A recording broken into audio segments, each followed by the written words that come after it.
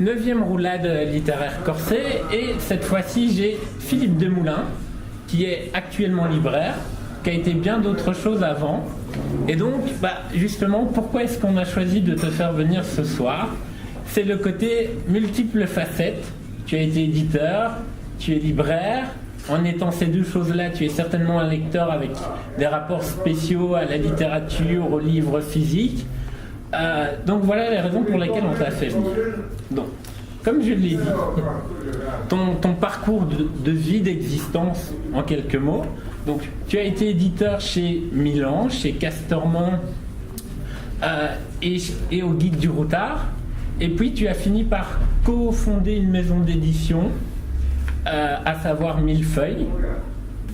Et puis, il y a quelques années, est arrivée l'aventure de la librairie. Tu t'es mis à la recherche d'une librairie.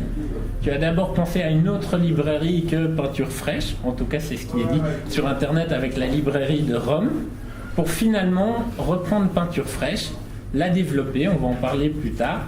Donc voilà pour te présenter. Est-ce que tu as des choses à rajouter? C'est pas dans l'ordre, mais c'est bien.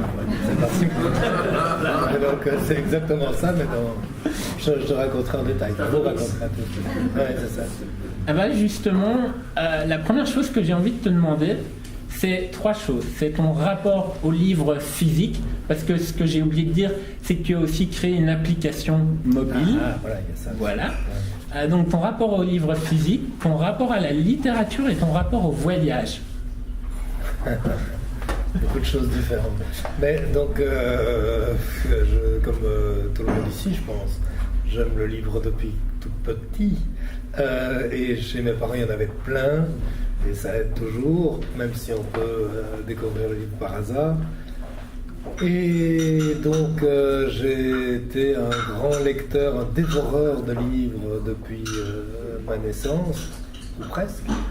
Et puis, il m'a paru logique de m'inscrire dans le livre, bien que j'ai fait des études de sciences économiques qui, normalement, ne devaient pas déboucher sur ça, mais voilà. J'ai même été comptable pendant 1 mois et demi. On m'a dit que j'étais très bon, et on m'a fait venir dans le bureau du directeur en disant que ma voie était toute tracée et que je pouvais être comptable à vie, et je suis parti en courant, bien entendu. Et donc à partir de là, il a été clair que je voulais travailler dans le livre. J'ai écrit quelques lettres à des différents endroits qui m'intéressaient, et le Guide du Routard m'a répondu d'accord, pourquoi pas, tout nous intéresse, et j'ai commencé par ça en fait. Et c'est après le Routard, après avoir rencontré mon épouse, que j'ai dû arrêter le Routard parce qu'il n'était plus question de voyager 6 mois par an. Et j'ai écrit aussi quelques lettres, et chez Casterman, mon profil les intéressait parce qu'ils voulaient monter une collection de livres de voyage. Donc, voilà. J'étais la personne idéale d'après eux. Et puis ça s'est pas fait pour une série de raisons que je peux raconter plus tard. Mais et finalement, j'ai travaillé dans le beau livre chez Casterman, dans le livre d'art au sens vraiment large, puisqu'on a fait aussi du livre de cuisine, du livre de jardin, des choses comme ça, avec un de mes très bons amis, John Perrocati, qui est maintenant professeur à l'ERG, donc un autre voisin d'ici. Et puis, au bout d'un moment, j'ai quitté Casterman pour travailler avec Milan Presse, comme tu l'as dit, à Toulouse, et ici, avec Le Soir, on a lancé un journal pour les enfants. Puis ça a aussi, nous n'en a aussi eu qu'un temps, et puis j'avais décidé d'être packageur. C'est un métier du livre que même Jack Hagan n'a pas fait. Donc, si, ah oui, d'accord. Si. Donc en fait, on faisait du livre pour compte d'autrui, donc uniquement la partie amusante du boulot, c'est-à-dire créer des livres comme éditeur, mais ni le diffuser, distribuer, ni mettre l'argent dedans. Et on a travaillé pour, je sais pas, 50 maisons d'édition différentes. On a fait 150 bouquins. Donc le graphique, uniquement la Non, on réalise le livre voilà. au nom de quelqu'un d'autre, voilà. en fait. Donc en fait, soit on se propose comme packager, soit on crée un livre comme packager, et on va le trouver chez quelqu'un. Un exemple qui me vient à l'esprit comme ça, on avait travaillé sur une collection de contes pour enfants qui s'appelait Il était deux fois, où on avait fait dessiner des dessinateurs sur des contes connus comme Le Petit Chaperon Rouge, etc.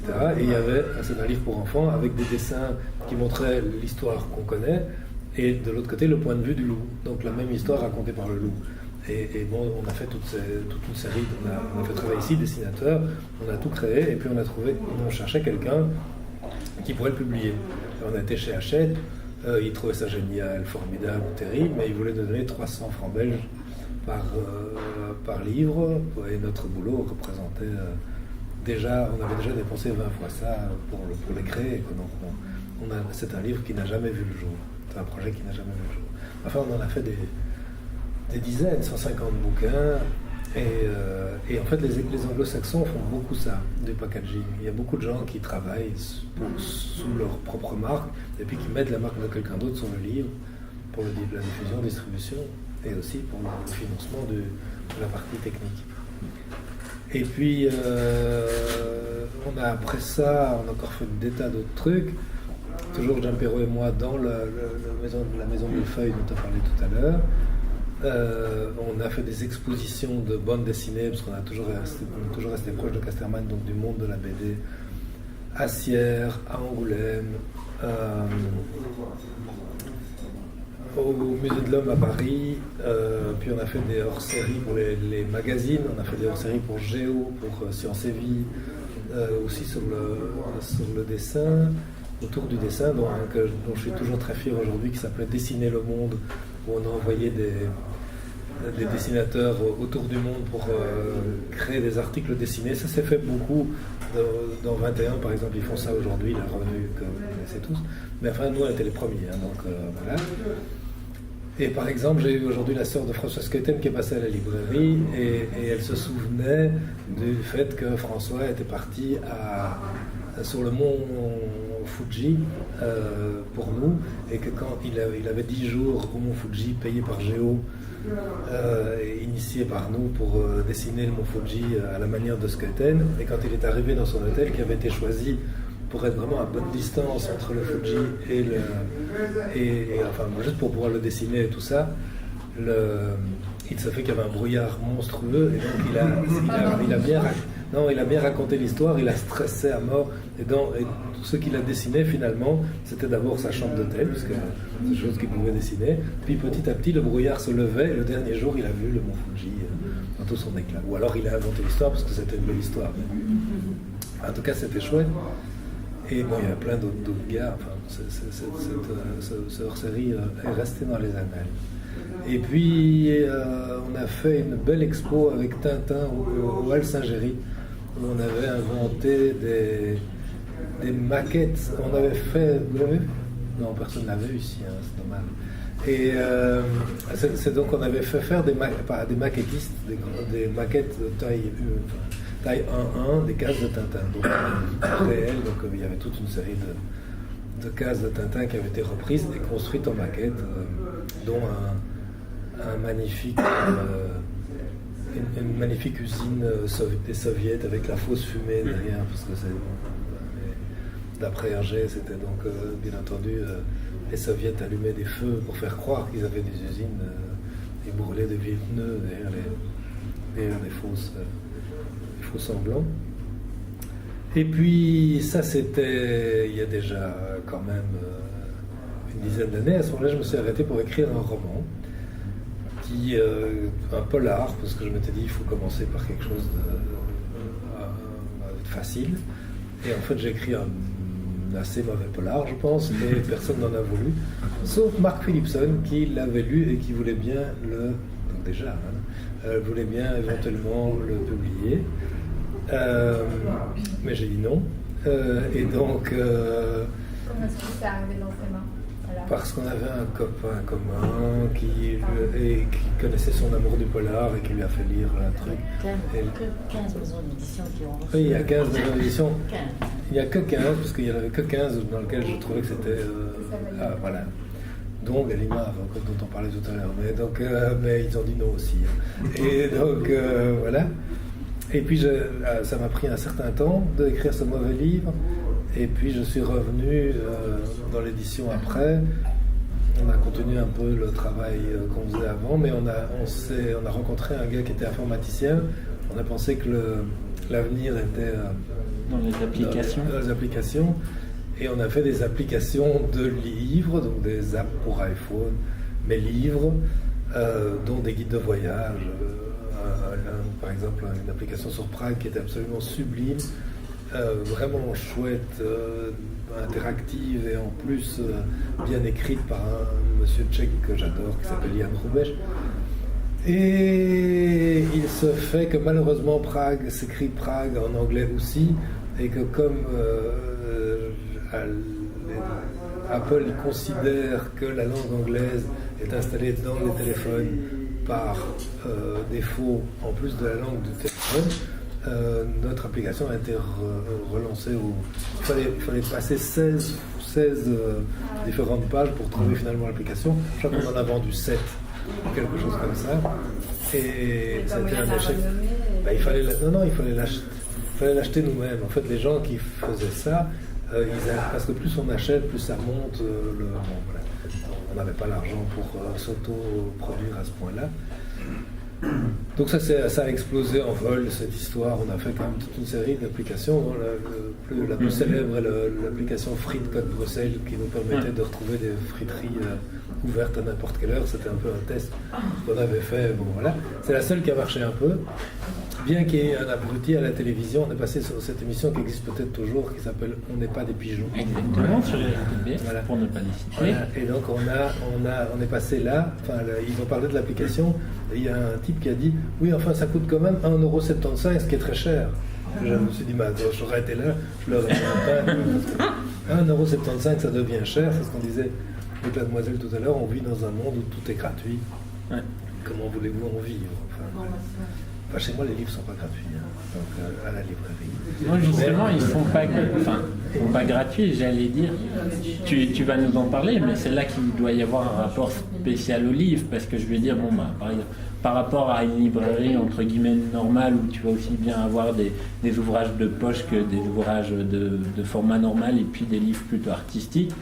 Chez Peinture Fraîche, on est vraiment dans du vrai beau livre artistique.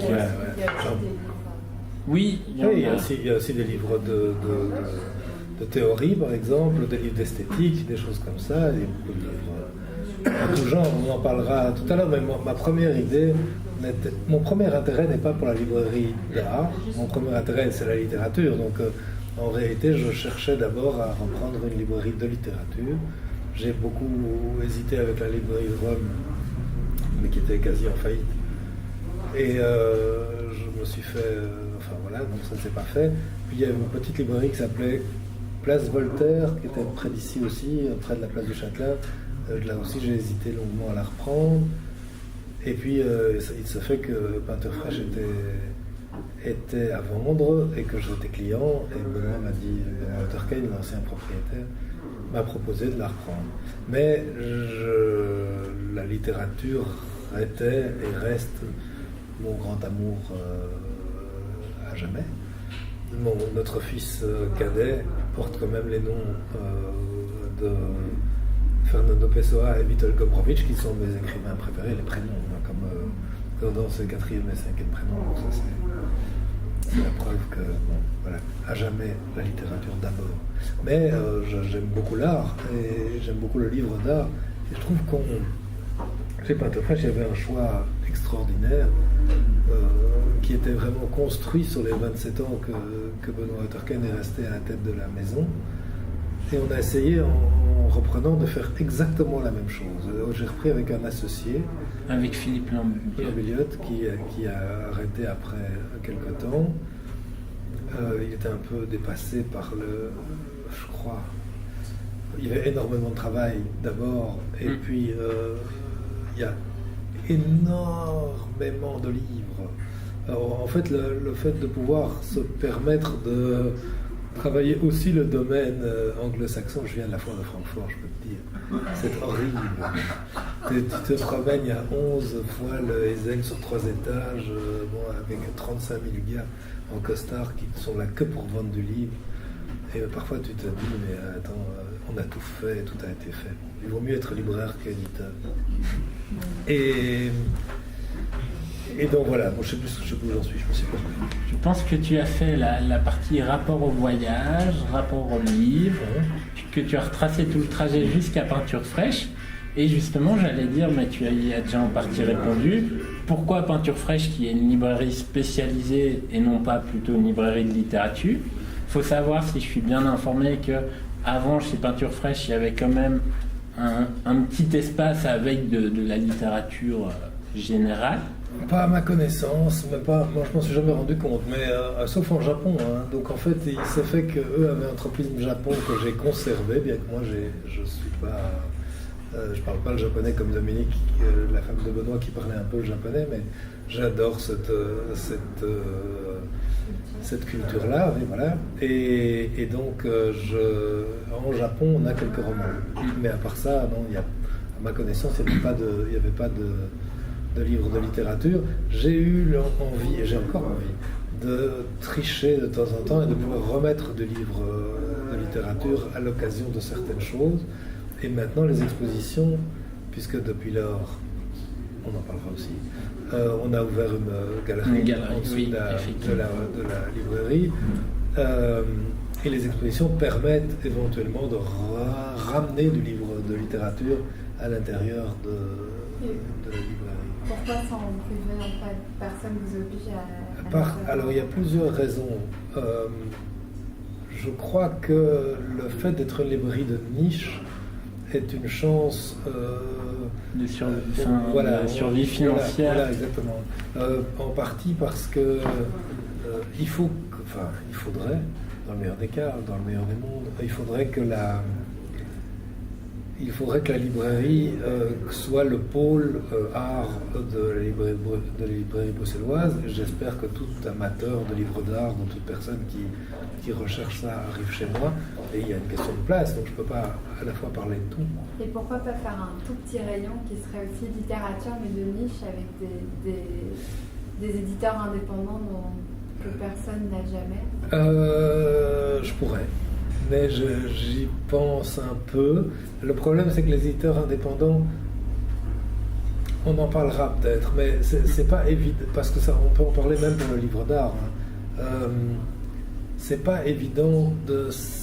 J'essaie quand même, peu ou prou, de tenir compte des désirs de ma clientèle. Donc en fait... je crois que j'essaie de penser à ce que les gens attendent et donc il y a une série de choses qui sont presque de l'obligation morale d'avoir. J'allais dire, au risque de prendre le risque de ne plus les surprendre ou il y a mais alors on le surprend même chez les grands éditeurs parce qu'en fait il y a plein de gens qui ont fait des choix. En fait l'avantage d'être libraire c'est qu'on est en fin de ligne, donc en fait le choix final de ce que tu mets en vitrine, de ce que non, mais ce que je veux dire, c'est que déjà, quand quelqu'un a une œuvre, il y a déjà un premier choix qui est fait un premier choix qui est personnel à l'artiste, donc qui est de dire qu'est-ce que je publie, qu'est-ce que je publie pas, etc. Puis il y a un choix de l'éditeur, je le publie ou je le publie pas, et donc moi je peux faire déjà confiance à l'éditeur. Il y a un certain nombre d'éditeurs dont je peux savoir qu'un livre paru chez lui ou chez elle est un livre de qualité. Par exemple, quand Xavier Barral fait un livre de photos, il n'y a pas de doute du tout sur l'intérêt final du produit. Et puis le distributeur aussi, je vois des représentants qui souvent, enfin le diffuseur en l'occurrence, le représentant qui vient peut encore m'expliquer. On commence à me connaître chez les représentants, donc ils n'essayent pas de me fourguer de la camelote, ou alors c'est parce que je veux la camelote, ce qui est encore un choix possible. Mais Donc voilà, j'arrive en bout de ligne, et donc les petits éditeurs peuvent parfois, c'est plus difficile, il faut travailler, il faut rentrer à l'intérieur d'un catalogue, il faut vraiment fouiller, et on trouve des choses, mais ça prend du temps. Voilà, et on trouve des choses aussi qui peuvent intéresser. En fait, il n'y a pas d'artistes inintéressants, il y a quelques faussaires, vraiment, mais la plupart du temps, quand on choisit de parler, c'est qu'on a quelque chose à dire. Mais la seule chose, c'est est-ce qu'on a quelque chose à dire à tout le monde, ou on a quelque chose à dire à un segment. Et donc à moi aussi de décider si quelqu'un qui dit quelque chose qui n'est pas inintéressant peut être reçu par suffisamment de gens pour que je lui accorde une place ou pas. C'est compliqué. C'est toute la difficulté du métier de libraire. Alors justement, le métier de libraire, pour revenir un peu en arrière, au moment où tu te lances là-dedans, c'est pas un challenge un peu fou, parce que je peux t'énumérer un nombre de librairies, même généralistes, qui ont mis la clé sous le paillasson. Attends l'année prochaine. Et donc, pourquoi la volonté d'une librairie? C'est pour se dire, après la maison d'édition, la volonté d'une librairie, j'ai pensé à ça depuis longtemps. La volonté d'une librairie, c'est vraiment... L'idée était vraiment de faire quelque chose qui me permette de servir. Hein. Donc j'ai une volonté de servir, et j'aime bien l'idée de pouvoir être utile, peu ou prou. Et je trouve que dans une librairie, on est utile à la fois à l'auteur du livre et à l'acheteur, et que ça rentre, c'est vraiment quelque chose d'important et qui m'était cher. Maintenant, je ne sais pas si la librairie tiendra le coup. C'est pas évident. Notre pays a traversé des moments difficiles. On a encore vu passer nos camarades là, qui saluent quand même, mais militaires. Et au mois de mai, il y a eu une très très grande chute de chiffre d'affaires qui n'était pas prévue et qui aurait pu nous couler. Enfin, on a vraiment souffert. Il y a beaucoup de gens qui mettent la clé sous la porte maintenant partout, hein, donc c'est pas évident. Je ne peux pas dire qu'on ait vraiment trouvé un équilibre financier certain. On est quand même sur le fil du rasoir. Est-ce que tu penses que la diversification et le développement est important pour s'ancrer? Parce que quand tu reprends Peinture Fraîche, c'est pas la superficie qu'on connaît actuellement. Tu l'agrandis, donc ça veut dire plus de livres, plus de choix à faire. Et puis, comme tu l'as déjà dit, à un moment, tu crées cet espace galerie qui est magnifique. Et de ce fait, tu deviens aussi un peu galériste par la force des choses. Pour la galerie, on en parlera peut-être en détail, mais la galerie est clairement une galerie de librairie. Moi, j'ai pas envie d'être le Xème galeriste, d'être un type... il y a trop de galeries d'art. Enfin, je sais pas comment elles font pour vivre. Et en plus, j'ai pas tellement envie... Enfin, je sais pas s'il y a plein de gens extrêmement riches dans le... Mais moi, les très riches, les gens qui sont capables d'acheter des œuvres à 25 000 €, ils m'intéressent pas tant que ça. Enfin, je veux dire, tant mieux s'ils viennent, mais je n'ai pas vraiment des choses comme ça. Donc j'ai pas de... Je sais pas si le métier de galeriste, je le ferais bien, et j'ai pas envie de le faire comme ça. Ce que j'ai envie, c'est de mettre la galerie au service de la littérature. Et ça s'est fait plus ou moins bien. Parmi les expos n'ont pas toutes réussi. Et puis je me suis un peu fourvoyé, et puis j'ai navigué, et puis j'ai dû comprendre comment ça fonctionnait. Mais maintenant c'est clair, il faut absolument que... Il peut y avoir un auteur, il peut y avoir un photographe, il peut y avoir un artiste principal dans la galerie, mais de toute façon, le but de sa présence doit être de vendre des livres, son propre livre s'il en a un, mais aussi des livres liés à la thématique. Voilà. Exactement ça. Et c'est comme ça, je crois, qu'on survivra, et ça permet de faire connaître la librairie à un public différent chaque fois, parce que la thématique attire des gens différents, et je pense que c'est comme ça qu'on arrivera à passer le cap. Mais donc ça m'oblige, par exemple, je veux appuyer aux amateurs, artistes qui sont ici, mais ça m'oblige un peu à limiter les dépenses. J'essaie de faire un bon vernissage, hein, vous êtes déjà venu, mais par contre, je ne vais plus participer au tirage des photos, cadres, etc., parce que j'arrive pas à récupérer l'argent. Et comment se fait le choix, finalement, par rapport aux artistes Le choix se fait par je vais dire, c'est le jeu du bouche à oreille qui ramène oui, c'est ça. Il y a énormément de candidats. Donc il y a beaucoup de gens dont c'est le rêve maintenant, là, depuis qu'ils ont vu l'espace et tout ça. Énormément de candidats. Et il y a beaucoup de gens qui ont des œuvres parfois qui ne se prêtent pas à ça, soit pas de livres du tout, soit pas la capacité de comprendre ce dont j'ai envie de... Là où j'ai envie de les amener. Donc, puis parfois il y a des choses trop complexes ou trop... Enfin, donc c'est une discussion ensemble avec Judith Mirop, jeune fille que j'ai engagée pour s'occuper avec moi de la galerie. Et on essaye d'avancer dans le...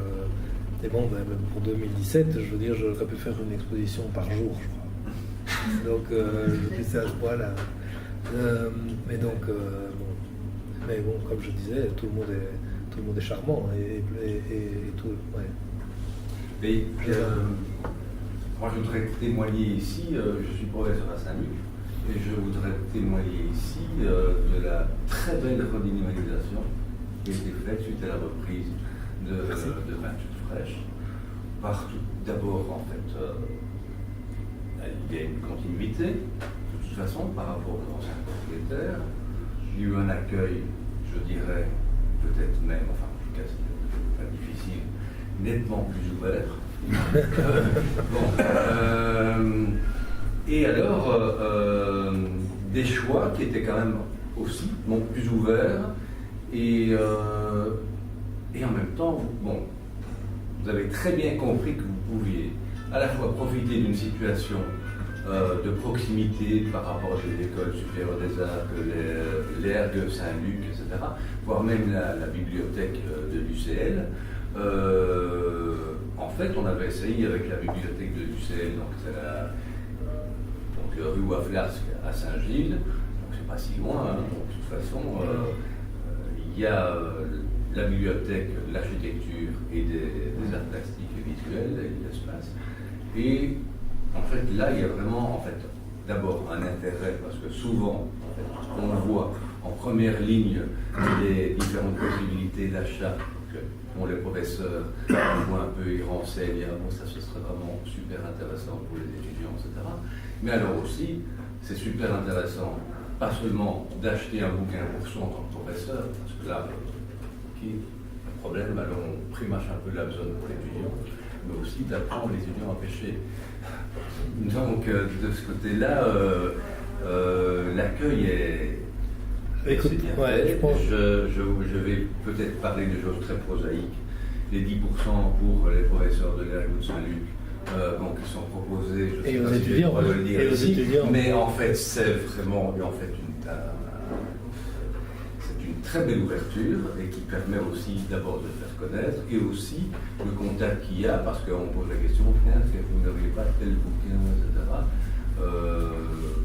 Ça peut intéresser nos étudiants, nos collègues professeurs, etc. Donc, c'est gentil. Là, vous pouvez avoir, voilà. C'est gentil, mais oui, vraiment ça.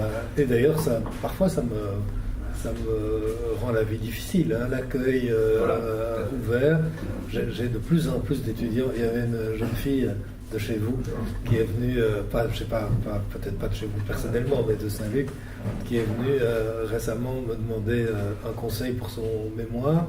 Et alors, elle me dit, bon voilà, c'est mon mémoire, c'est ce thème-là.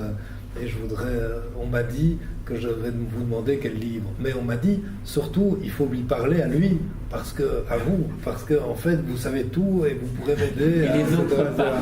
Et alors je dis, oui, mais enfin, c'est gentil, mademoiselle, moi je veux bien vous répondre, mais bon. Elle me dit, est-ce que je peux enregistrer? Elle avait son magnétoscope. Alors je dis, non, alors là, non, je veux dire, vous êtes gentil. Willy peut enregistrer, mais les autres pas. Hein, donc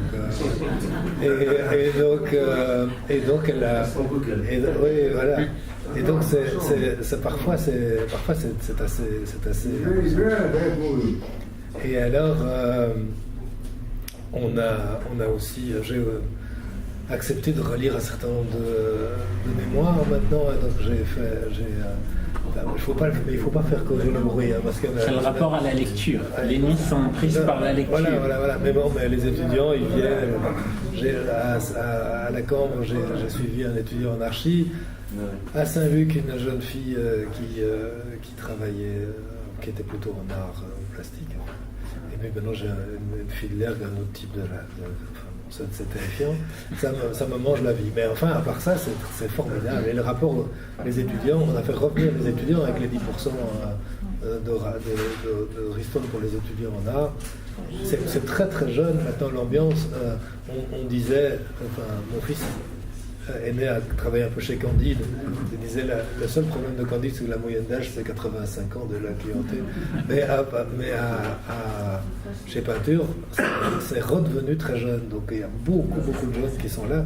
Et je suis vraiment content de cette chose-là. Alors, on a dit je ne sais combien de fois Peinture fraîche. Mais peut-être est-ce que tu peux expliquer l'origine du nom mais ça, pour ceux qui ne le seraient pas. Une anecdote que Benoît racontait souvent. Donc est-elle vraie d'ailleurs? J'en sais rien. Et il me l'a servi à moi aussi. Donc voilà qu'il y avait un panneau Peinture fraîche sur la porte et qu'il n'avait pas encore de nom et que quelqu'un est rentré, a poussé la porte et a dit est-ce que c'est ça le nom? Alors ils se sont dit ah bah oui tiens oui c'est le nom en fait voilà Peinture fraîche. Mais il n'a pas été évidemment question de le changer. J'allais dire justement quand tu as repris la librairie, est-ce que tu as tenté de le changer? J'ai entendu après coup un certain nombre de critiques sur mon délicieux prédécesseur, comme moi j'aimais particulièrement bien en tant que client, mais en effet, il n'était pas charmant avec tout le monde, et spécialement il n'aimait pas trop les chiens, les GSM, les enfants, les étudiants mais par contre il aimait beaucoup le livre, et c'est un monsieur charmant, et moi j'ai jamais eu d'ennui avec lui. Mais néanmoins, moi j'aime les chiens, je leur offre à boire, les enfants et les... Tu leur offres à boire aussi. les poètes, je leur offre à boire, vous devez quelque chose. T'as pas voulu changer? Non, parce qu'il y a... Parce que d'une certaine manière, tu es resté dans la... Merci, toi aussi, pour ça. Au revoir. Merci, au revoir, monsieur. J'allais dire d'une certaine manière, tu es resté quand même assez fort dans la continuité de ce qu'était Peinture fraîche, parce que tu viens de citer Candide, et si on se souvient de Candide il y a 10 ans avec Axel Marc, ce dédale de livres dans tous les sens, et le Candide d'aujourd'hui, j'ai envie de dire, il ne reste que le nom et le fait qu'ils vendent de la littérature française. Voilà, mais oui, enfin... Et tu n'as pas eu ce désir de mettre ton empreinte Mon empreinte, elle est déjà dans l'agrandissement. Oui. Il y a 250 000 euros de stock, il y en avait 90 000 avant.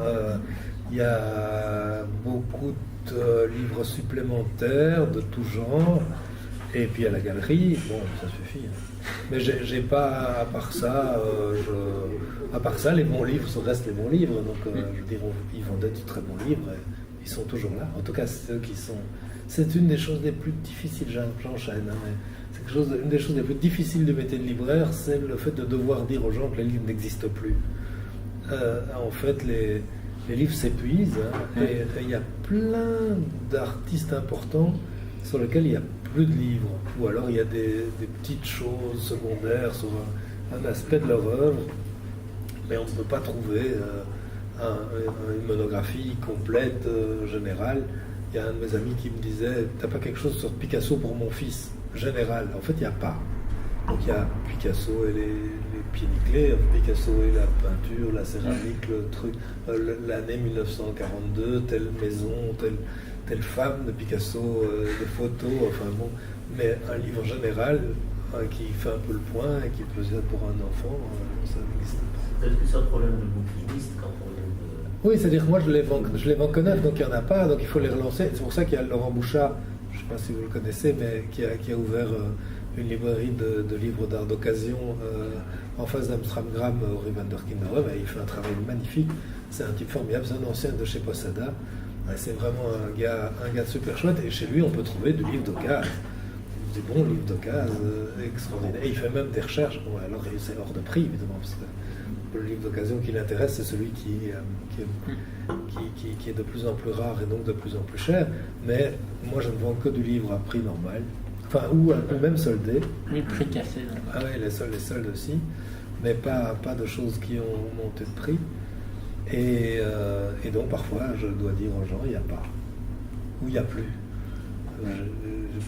Vous dites soldé, pourquoi il n'y a pas de droit de retour sur le livre d'art? Alors moi je ne fais pas de retour, je fais très peu, parce que je décide, sur le fond. Je décide, enfin donc faut expliquer à ceux qui ne savent pas que le libraire peut normalement retourner tous les livres et reprendre un chèque pour recommander les suivants. Enfin. Et moi je considère, à tort ou à raison, que j'achète juste, donc que je connais ma clientèle, voilà, j'assume mon risque. Donc j'en fais très peu. Et sur le livre soldé, il n'y a pas de retour du tout, mais le livre soldé, je ne choisis que des choses intéressantes, des livres qui sont déjà, que j'ai pu vendre au prix complet, et je sais déjà bien qui s'est vendu, je ne prends pas tellement de risques.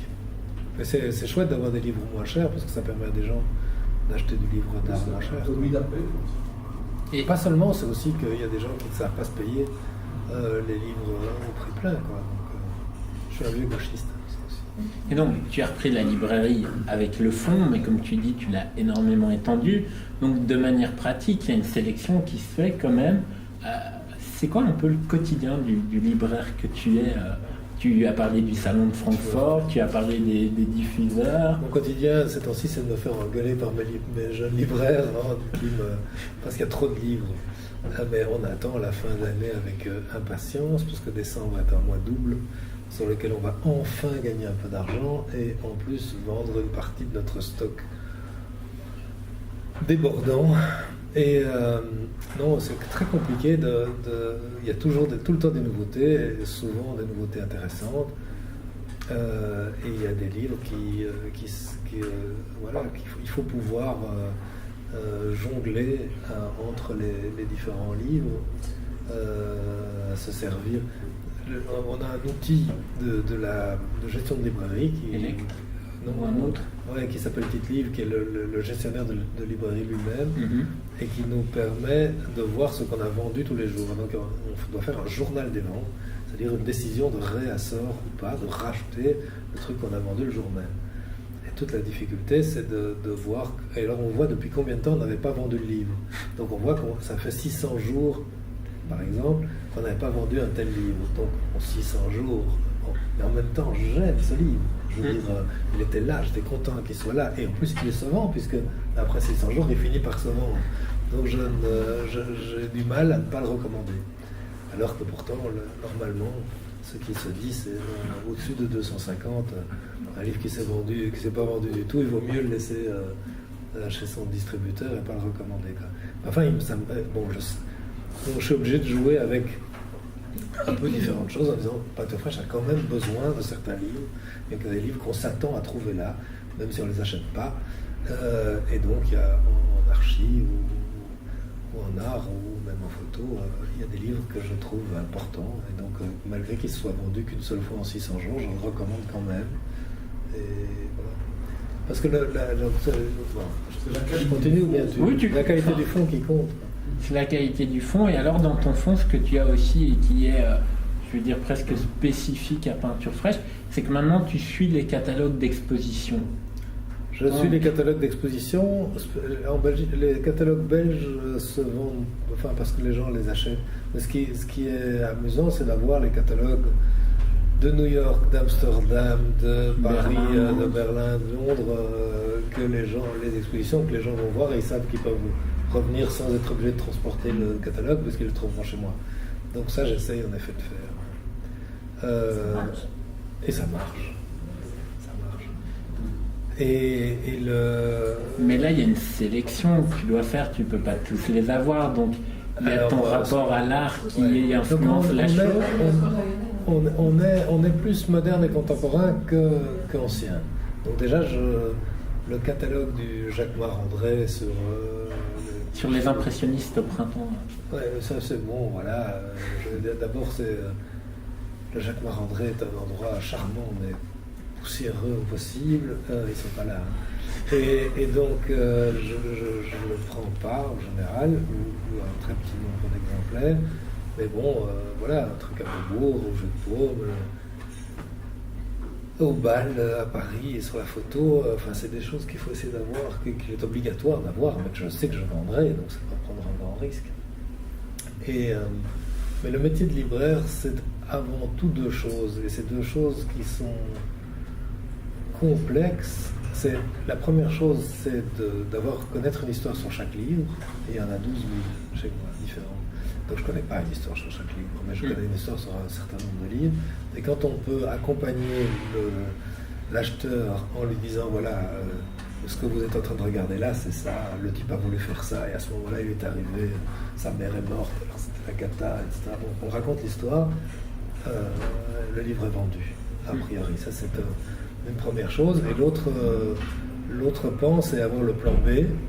Et ça, c'est encore plus compliqué, c'est quand les gens viennent avec un désir particulier qu'il n'y a pas, et leur dire, oui, ok, d'accord, mais si vous aimiez ça, si vous cherchez ça, j'ai pas, mais vous allez aussi aimer ça, c'est le plan B. Et ça, c'est plus compliqué. Il faut être un peu dans la psychologie de l'acheteur. Il y en a qui sont prêts à entendre mon avis, il y en a qui sont fermés complètement, et disent, non, mais je vous laisse. J'imagine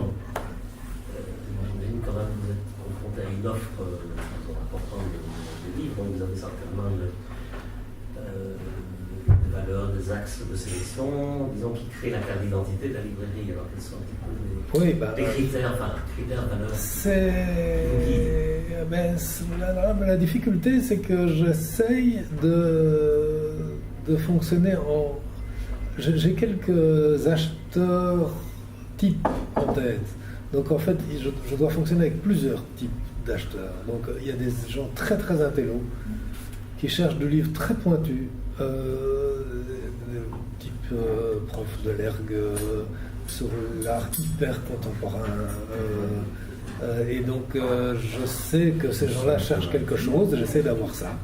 Il y a aussi justement des amateurs d'exposition, Monsieur Tout le Monde ou Monsieur Tout le Monde d'un certain niveau d'éducation quand même, et donc j'essaie d'avoir ça aussi. Et puis j'essaie d'éviter les choses trop faciles, la vulgarité, ou alors il faut que la vulgarité soit rigolote. On peut avoir de la vulgarité. Il y a pour le moment un catalogue des gens des éditeurs qui ont visionné 6000 films porno des années 70, parce qu'ils se sont aperçus que dans les films porno des années 70, il y a toujours de l'art derrière. Donc en fait, on voit des ébats quelconques, mais derrière, il y a un tableau faussement extrait, etc. Et donc ils ont pris les photos uniquement de ça, et ça fait un truc, mais c'est à hurler, vraiment ça me fait mourir de rire. Donc, et en plus, c'est du faux art moderne. Donc, en fait, puisqu'il n'a pas l'argent pour. Donc, il demandait à un copain de dessiner du faux Mondrian, du faux je sais pas quoi, du faux Warhol, enfin, qui est derrière. Ça, c'est amusant. C'est vulgaire, mais c'est rigolo. Mais. Donc, c'est pas évident. Il faut additionner certaines choses, il faut naviguer, et il faut pouvoir choisir. C'est pas non plus facile. Quand il existe plusieurs livres sur le même thème ou sur la même personne, essayer de choisir le meilleur des quelques-uns qui existent.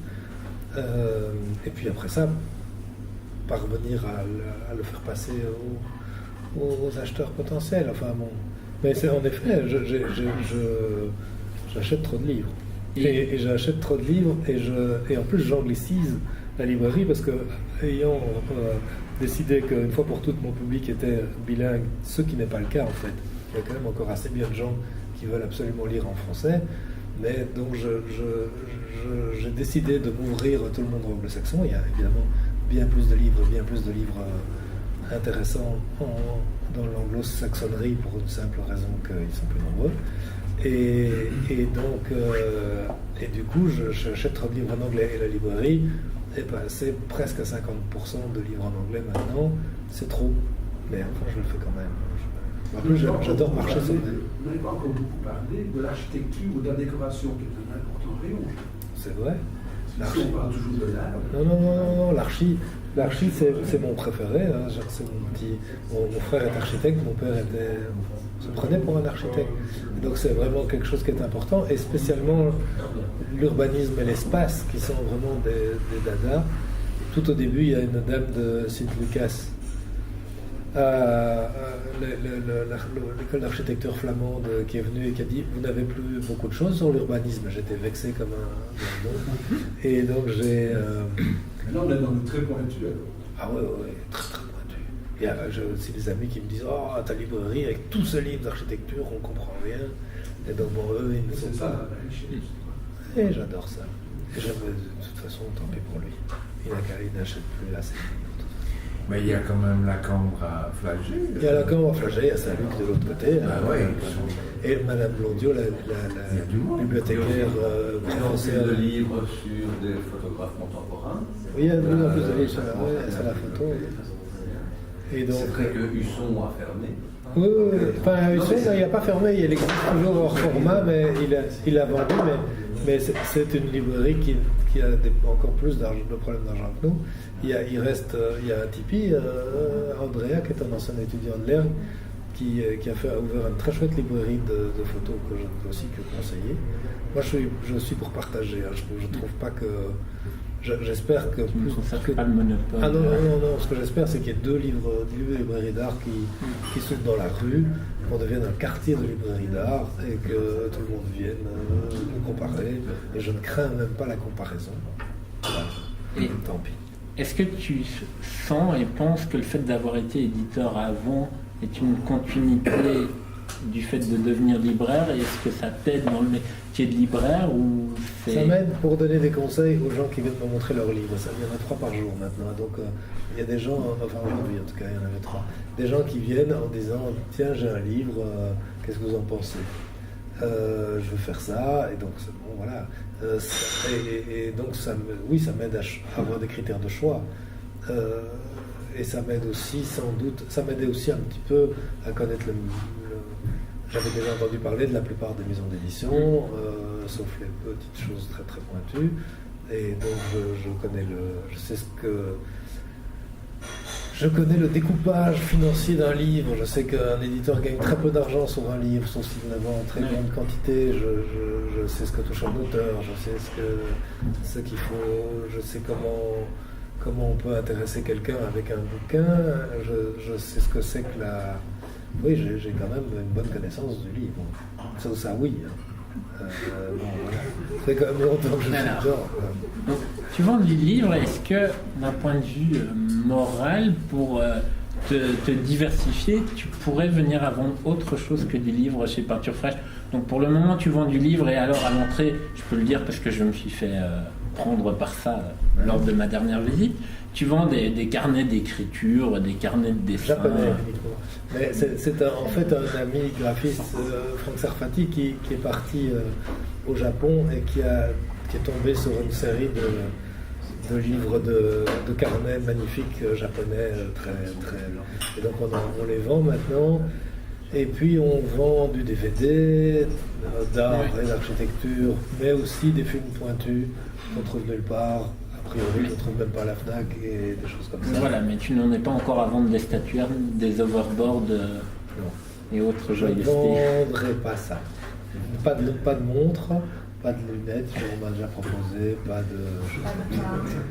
Oui, parce que finalement, en étant une librairie d'art, on pourrait te proposer des produits où l'art est encore présent, type la valise Samsonite avec Magritte, oui, ou d'autres choses. On peut toujours essayer. Non, j'ai été faire prendre quelques photos à la librairie de chez Magritte, où musée Magritte. Je me suis dit, ça, j'ai pas du tout envie. Il faut survivre. Non, il faut survivre ou il faut mourir en saluant. Il faut pouvoir mourir s'enfoncer dans l'eau le dernier mètre. Non, je ne sais pas. Non, il y a des choses que je ne ferai pas, même pour ne pas mourir. Il y a des choses qui marchent bien, il y a des choses, oui, pourquoi pas. Enfin, voilà. On n'a pas le goût. Non, j'ai pas le goût et puis j'ai pas de place. Donc ça veut dire que je devrais sacrifier autre chose. Je préfère. Ah, une cliente. Bonjour. Ça va donc voilà, même les serveuses de l'île aux Corses sont clientes en fait. Et donc. Et est-ce que tu pourrais, justement, dans les années à venir, tu as encore des idées pour développer ou dans un monde idéaliste où tu aurais beaucoup d'argent beaucoup d'argent, oui, je ferais Pinte Fraîche Londres. J'adore. Pourquoi Londres? Parce que c'est ma ville de prédilection. Et donc si j'avais, oui bien sûr, je joue par l'auto, mais si je gagnais sans jouer, j'aimerais bien lancer Pinte Fraîche Londres. Il y a beaucoup de belles librairies à Londres, mais il n'y a pas exactement ça. Et donc je suis sûr qu'ils seraient preneurs, les Londoniens. Enfin, je sais même où. J'ai déjà vu plusieurs fois l'emplacement idéal. Mais on dirait Philipson. Non. Jack, c'est pas moi qui l'aurais dit. Moi je meurs, lui il vit. Non, je n'ai rien contre Marc Philipson. On partage pas. Enfin, je crois qu'on n'a pas la même vision. C'est deux choses différentes. Je veux dire. Peinture Fraîche est une librairie vraiment spécialisée, là où Filigrane devient un concept store. Attends, mais par contre, son rayon d'art n'est pas si mal. Et David Le Simple, qui s'en occupe, est vraiment un chouette gars, et je pense il vient souvent chez moi, et donc il me dit souvent, mais ça j'oserais pas prendre des livres trop pointus pour Filigrane, mais c'est pas pour Filigrane. Mais enfin, c'est pas grave, mais ils ont quand même un très bon rayon. C'est une belle librairie et c'est un bon vendeur de vin et de bagnole et d'assurance. Non, mais je plaisante, mais non, c'est une très bonne librairie sur laquelle je ne crache pas. Et là, et par exemple, le corner à Le Poutre, les filles sont très bien, elles connaissent bien la littérature et elles proposent des chouettes livres sympathiques. Et est-ce que tu penses que le libraire, c'est le dernier stade, entre guillemets, de ton cheminement au cœur de la littérature, ou est-ce que tu serais tenté de retourner, comme tu l'as dit, vers l'écriture ou devenir bibliothécaire? Ah non, bibliothécaire non.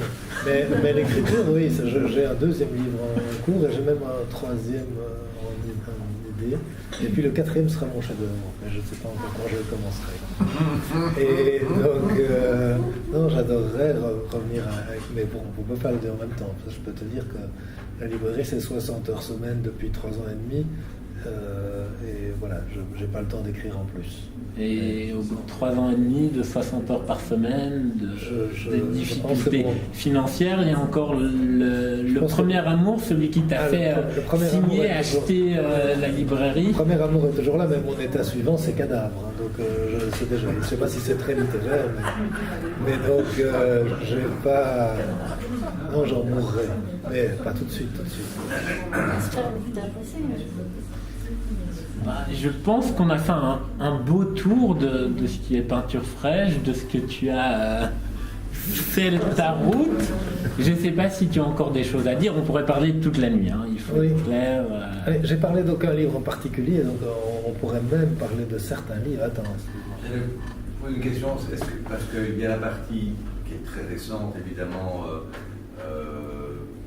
galerie, mais c'est plutôt espace d'exposition plus que galerie. Et la partie librairie d'art, et en fait, sur les quelques expositions que j'ai vues, j'ai l'impression que cette partie exposition, donc en sous-sol, l'interface pourrait être le livre d'artiste. J'ai pensé une édition très très limitée, évidemment, bon, c'est très onéreux, c'est aussi très élitiste. Bien, ça rapporte. Non, c'est pas toujours très onéreux, parce que dans le livre d'artiste, c'est aussi le livre fait au crochet par une brave dame, c'est aussi un livre d'artiste. Donc il y avait tout. Voilà, avec des jaquettes tout à fait spéciales, en fait, bon, avec des tirages hyper limités, mais en même temps, en fait, on est en fait dans des originaux à 10 exemplaires, quelque chose comme ça, plus que pas. J'ai pensé depuis le début, je sais pas le faire. J'ai pas encore compris, mais c'est pas fini. Hein. Mon cheminement n'est pas fini. Il y a plein de chouettes festivals autour de ça. Il y en a un qui s'ouvre là maintenant, mais je sais plus comment il s'appelle, mais Art Paper, je sais plus. Alors, Art Paper, qui lui court depuis quelques années quand même, et qui est toute l'utilisation du papier, et maintenant c'est au Beaux-Arts, avant c'était au White Hotel sur l'avenue Louise. Non, mais c'est encore autre chose qui commence ces jours-ci, je sais plus. Enfin, en tout cas, c'est pas évident. Mais on va faire une belle expo avec Franck Ascarito, si vous voyez qui c'est, et Bernard Villers sur le livre d'artiste l'année prochaine. Vous voyez, c'est un futur invité, non? Vous pouvez les inviter. Ben, très bien, tous les deux. Non, c'est pas un futur invité, mais je dirai après. D'accord. Et en fait, je crois qu'on va, petit à petit, on va s'ouvrir à ça. Mais tout en se méfiant, enfin, je sais pas, j'ai accepté, il y a un monsieur qui fait des livres de photos sur les requins, j'avais pris le livre et je me suis fait engueuler par mon fils. Oui, Jean-Marie Guillain. Je l'aime beaucoup, enfin, il est tout à fait aimable, en tout cas. Mais il m'a filé son collector, donc c'est un grand livre de photos sur les requins, un plus grand. Et avec 3 tirages, et il veut que je vende ça 4 000 euros. Et je sais pas très bien où le mettre en fait, je sais pas très bien comment le présenter, tout ça, je sais pas à qui en parler, et donc voilà. Et je l'aime bien Jean-Marie, il est tout à fait charmant, mais j'ai pas encore, et donc je sais pas si je vais aller vers le livre d'artiste, je sais pas, peut-être. Il faut de la place aussi. Si tu veux aller vers le livre d'artiste, ne fût-ce qu'à titre personnel, tu peux aller à la Louvière le week-end du 11 novembre, où en fait il y a Brock'n'Roll, qui est une librairie, galerie d'art, autour justement du livre d'artiste, du livre confectionné à partir de tout matériau, qui lance le Brock'n'Roll Factory. Et a priori, il va y avoir pas mal d'artistes graphiques, visuels. Et c'est dans le cadre du musée à la Louvière ou bien pas du tout? Alors, je crois que c'est en coopération avec le Centre de la Gravure. Et voilà, et c'est notre invité du mois de janvier. Ah, formidable. Donc, très bien. Le lien est fait. Très bien. Une raison de plus de t'avoir invité. Je vais te laisser les mots de la fin. Hein. Si tu veux faire ta promotion pour le 17 novembre, qui est en même temps que notre roulade de premier anniversaire, tu peux. Ah, en même temps que votre roulade de premier anniversaire, j'ai honte. Non, je ne veux pas faire. Vous verrez, ceux qui viennent, je leur filerai des invitations. C'est une magnifique exposition de photos d'un de mes amis qui est un très grand graphiste à la retraite et un très grand photographe qui s'appelle Olivier Stenui. Et il a fait des photos d'Égypte et puis il les a super sélectionnées. Il devait y en avoir 30 et puis 20 et puis il y en aura 11 parce que c'est avec ces 11-là dont il est vraiment fier, qui seront dans la galerie en dessous de chez nous. Et on en profitera pour montrer un peu du livre de photos noir et blanc, de paysages, Ansel Adams et ses descendants. Ce sera très beau. Et pour le moment, il y a une très belle exposition de Jean-François Pierson, spécialiste de l'espace, et qui a pris des photos aussi magnifiques et des dessins, et qui parle de ses différents livres. C'est très chouette. Plus de l'archive. Un univers incroyable. Voilà. Merci les amis. Merci beaucoup.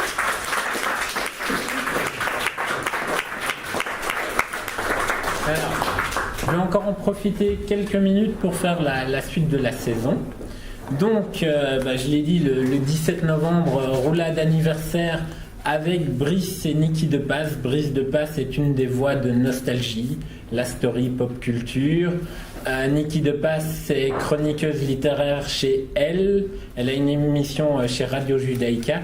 Et donc, ils viendront le 17 novembre nous parler de ce que c'est la critique littéraire, de nous parler. Brice a écrit des biographies, dont celle du grand Jojo.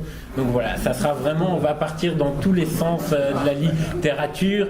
Ils ont organisé des soirées littéraires bien avant nous. Et puis, le mercredi 7 décembre, un peu avant Noël, on va avoir une roulade presque cadeau, puisqu'on aura enfin Alain Cadéot qui viendra jusqu'à nous pour vous rencontrer, parler de ses livres, parler de ses pièces de théâtre. Et alors après, on fera un petit bond jusqu'au mois de janvier. Et le jeudi 26 janvier, on aura Leslie Léonie et son Brock'n'Roll édition. Voilà. Merci beaucoup. Merci à toi.